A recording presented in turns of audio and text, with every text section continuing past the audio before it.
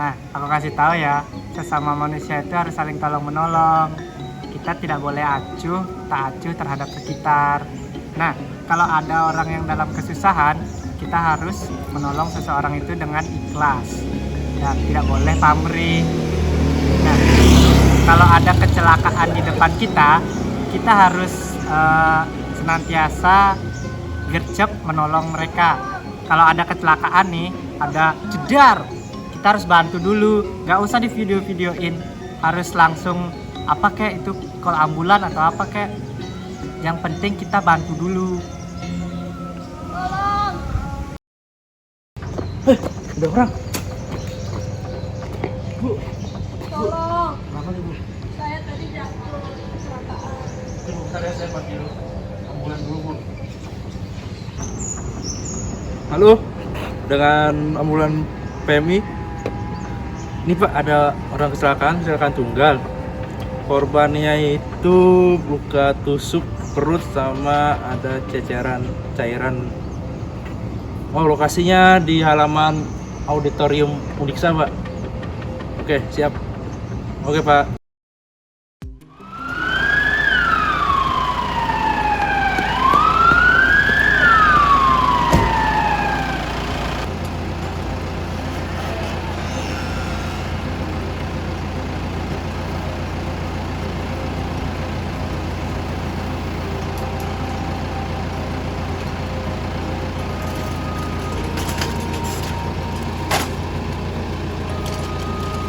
Sabar Bu ya, ambulannya akan segera datang. Pak, Jangan Kak. Pakai dulu HP ini. Sebelum melakukan penanganan, kita wajib menggunakan APD. APD atau alat pelindung diri dipakai tentunya untuk melindungi diri kita sendiri. Karena sebelum menolong orang lain, kita harus memprioritaskan keselamatan diri kita sendiri.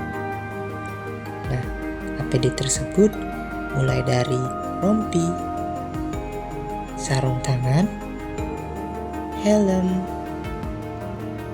dan masker.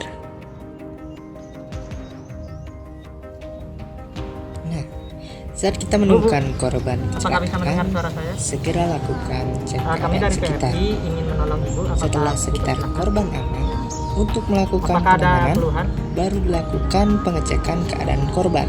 Oke, Jika kaki dan korban tangan sadar, sudah bisa digerakkan. hanya keluhan Baik, yang Ibu dirasakan tenang korban. saja, kami akan membantu semaksimal mungkin. Nah, rekan Afi dan Sartika, silahkan siapkan alat untuk penanganan luka luka tusuk pada perut, karena korban mengalami luka tusuk di perutnya. Kemudian untuk rekan Preview, silahkan ambilkan spinal board, karena korban dicurigai mengalami cedera spinal. Dilihat dari BAK-nya yang sudah keluar. Cedera spinal atau spinal cord injury adalah cedera pada tulang belakang, ligamen, ataupun saraf tulang belakang itu sendiri. Hal ini akan mempengaruhi pada fungsi motorik dan sensorik tubuh. Dampak yang dirasakan juga berbeda-beda, tergantung pada tingkat keparahan dan lokasi cedera. Pertolongan yang dilakukan pertama adalah melakukan stabilisasi pada bagian leher. Collar neck diperlukan untuk menyangga leher pasien agar tetap stabil dan meminimalisir pergerakan. Oh ya, jangan lupa juga penanganan pada luka tusuknya ya. Rekan Afi dan Sartika, silahkan lakukan penanganan pada luka tusuk. Penting untuk tidak mencabut benda yang tertusuk agar tidak memperparah terjadinya pendarahan pada luka tusuk korban.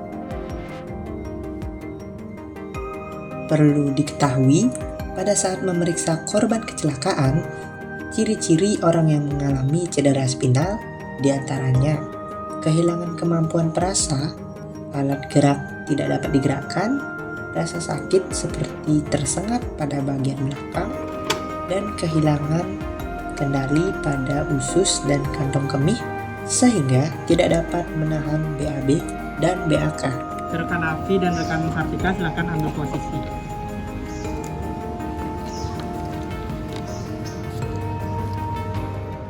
Miringkan pasien ke kanan dengan aba-aba.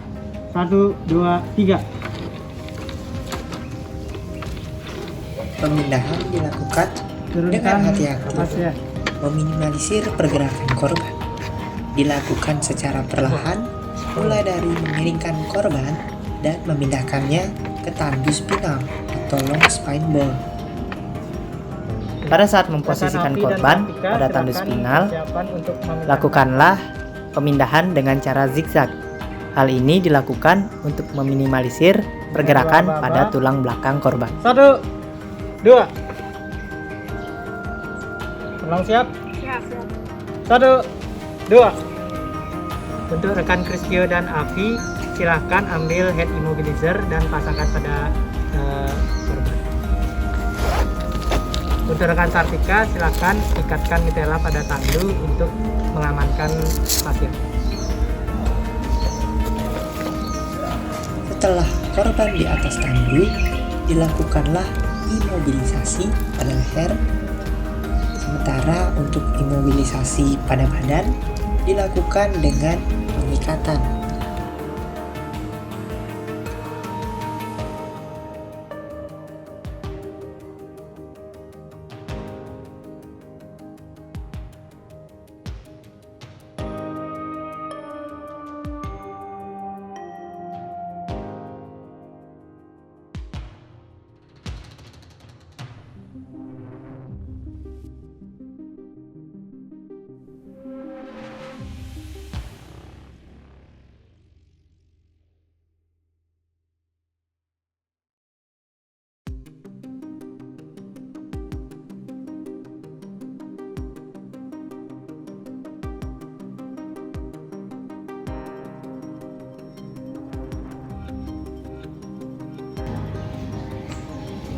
Penolong siap? Siap. Angkat tandu. 1, 2, 3. Berjalan menuju arah kaki korban. Jalan.